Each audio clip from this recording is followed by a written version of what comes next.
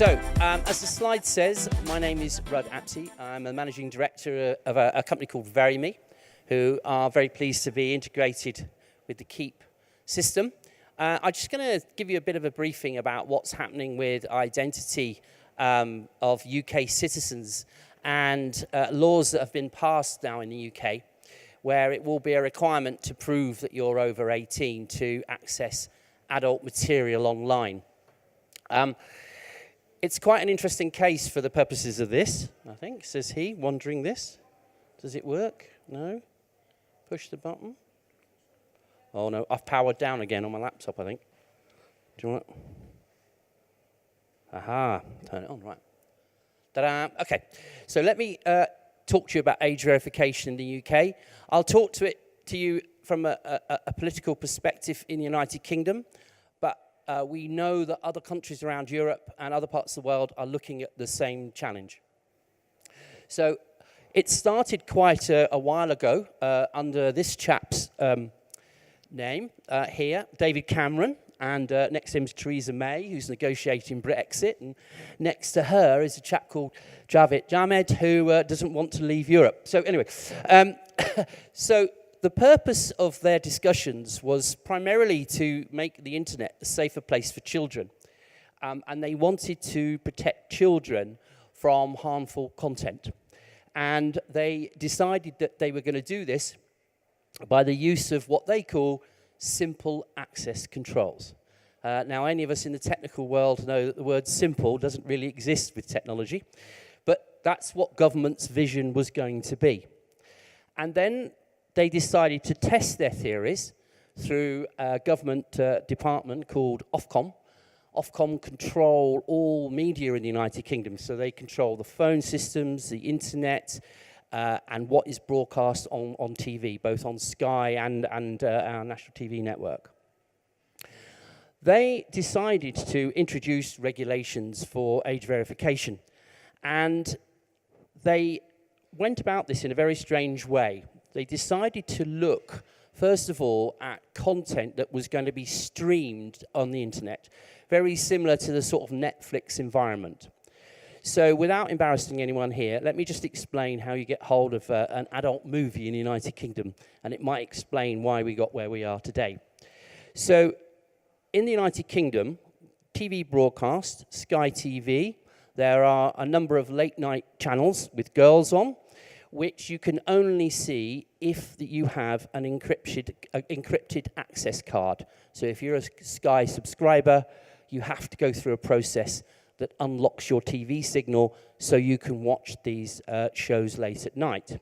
Now, the thing is, under Ofcom's rules, what you can see at late at night, even in an encrypted environment, is not very explicit.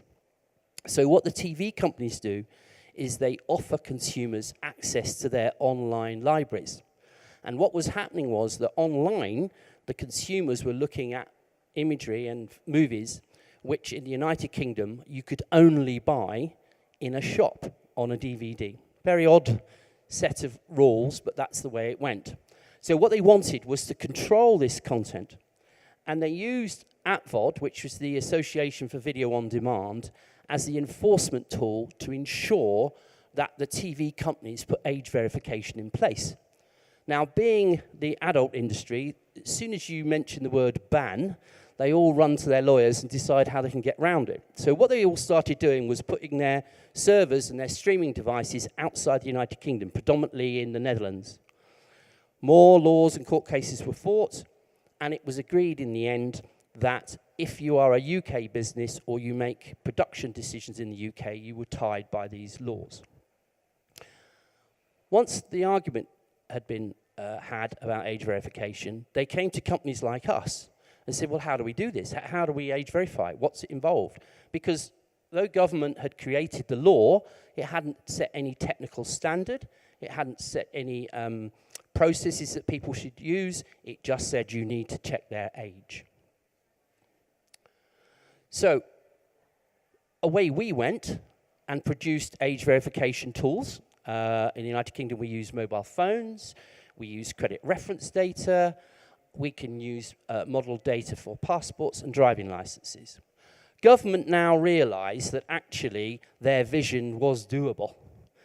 They had proved to the online streaming industry that age verification worked, that the technology was there. It now wanted to reach a wider audience. And this is part of the reason we started talking to Keyp, because suddenly I went from dealing with 16 customers to around 25 million citizens. So it was a bit of a scale up of the technology. Okay. They wanted to further enhance their powers, so now they added another stick in their armory. The government said, if a person can see an adult site in the United Kingdom and the site owners do not put blocking in place, they will block that website's domain to UK citizens. They introduced that with a number of other penalties. In 2016, they put that to Parliament. The Queen signed the laws off in 2017, and then she went on holiday because it was June. And then government, in its efficiency, didn't get the paperwork in the post quick enough and didn't appoint a regulator until the beginning of this year. So in February this year, they appointed a regulator, and the regulator is an organisation called the BBFC, which is the British Board of Film Classification. If you go to a movie in the UK, every movie that's made has to have a certification, whether it's suitable for kids, minors, or if it's adult. Oh, hang on, I didn't mean to do that. So, failure to comply, they added, after they'd been through Parliament, £250,000 or 5% of turnover. And what you might not know is that some of the bigger site owners, things like Pornhub, are owned ultimately by hedge funds. They are multi-million-pound businesses. So these numbers really do start to mean that they need some corporate governance. They started then talking to what they call ancillary service providers. How could they up the pressure to the website owners? And they introduced negotiations and understandings with MasterCard and Visa. So now if you don't have the age verification in place, you can lose your credit card processing and debit card processing capabilities, not only in the UK, but globally. So again, this is the British government getting quite serious about this. So that's their side of the game. That's what government wants. Those are the sticks. Let me talk to you about the scale of what government wants us to do. And government wants us to do it. Government will not be running any technology standards. They won't be running any databases. They'll only be the enforcer. They won't be the advisor. Sky have around 4.5 million URLs in their parental database, parental control database. So potentially, it's somewhere around 3 to 4.5 million URLs will need some age verification in place. MindGeek estimate somewhere in the region of 25 million UK citizens will need to be age verified in a year. That surprised a few government departments when I gave them that number.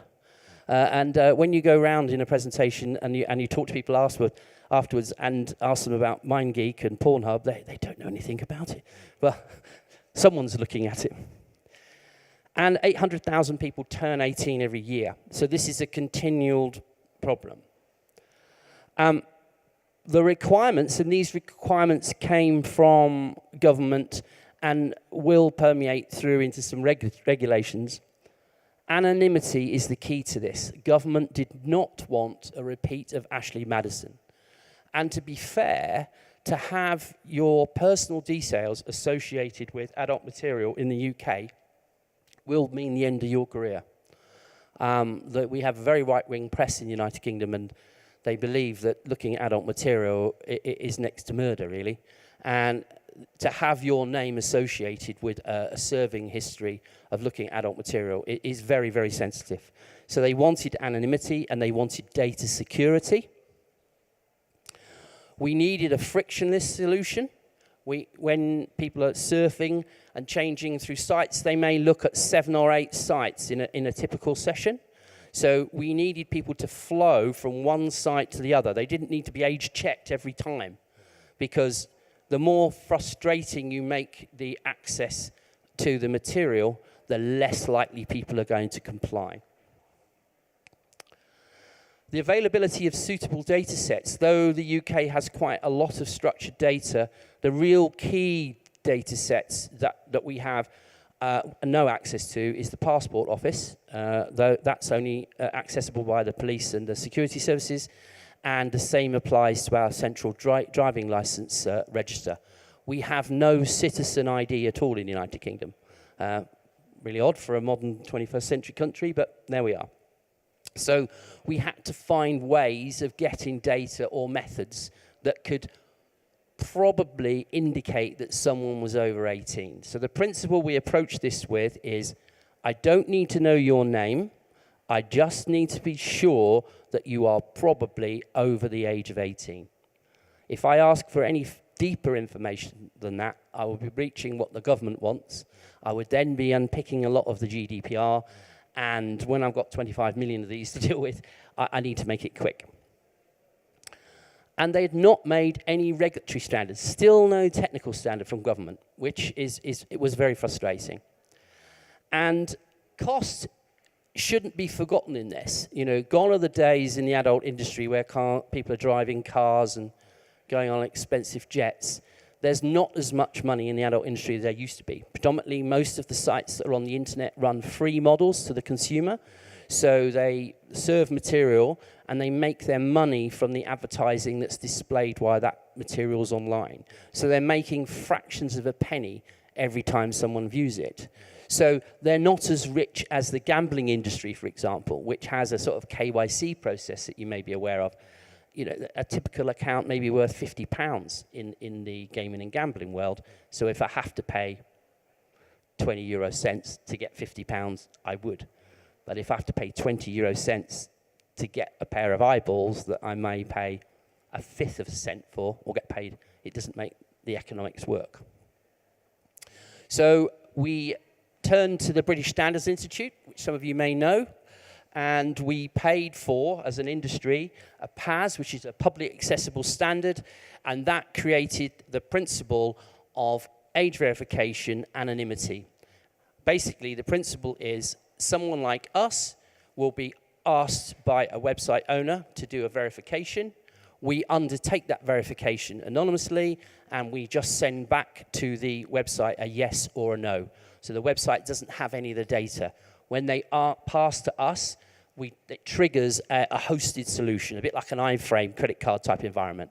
So we deal with all the compliance within that environment and the security in that environment, but the website holds no data about the consumer. Okay. Okay, so when we met with Keyp, what we liked about the Keyp solution was that we could onboard a consumer once. And bearing in mind we're trying to protect children here, there's not much argument about stopping children seeing adult material. Where the argument comes is anonymity and how many times am I going to have to be checked. And what we liked about Keyp is that when you came to a page, and this environment is a sort of a PC environment, you would come to a page that looks similar to this. The regulator will have a cover over that page. It may be slightly transparent, it may contain some glamour imagery. We're waiting for the finite detail, but the consumer's journey will be to see this. And they can either download the app or they can click on the VeriMe 3D barcode, and then we start to onboard them. And as I'm clicking this slide button here, this is almost as fast as it actually happens. So once they've clicked that, their screen will change, so they know they're still in a live session. If you look, this is us now generating the Keyp wallet for them. And once that's been done and approved, they are then in a secure environment, and they see this logo at the bottom. And what that actually means is that they're now in an age-appropriate window. Okay, so what we've done in that onboarding process, and some of you, if you come tomorrow and see some of the workshops, will actually physically do it for you. We have triggered an adult environment, a browsing environment. So while I'm in that environment, I can get access to adult sites and other adult content, or I can purchase some age-related goods. Okay. And you can see how we're flipping from page to page without any changes. So it becomes a seamless experience for the consumer, which is one of the things we wanted. On a mobile device, where, to be fair, there's more and more consumption of adult material is on a mobile device. And it provides different challenges. But here again, we go through an a handset-based experience. So the consumer now is looking to be verified. And in that environment, which we'll show you tomorrow, the consumer can go and simply click on whichever method they want to be verified by. So currently, in our ecosystem of environments we have in the UK, we can do this by mobile phone, we can do it through driving license, we can do it for electoral roll. By partnering with Keyp, we can add other environments that enable us to give different solutions for different markets and different regulators.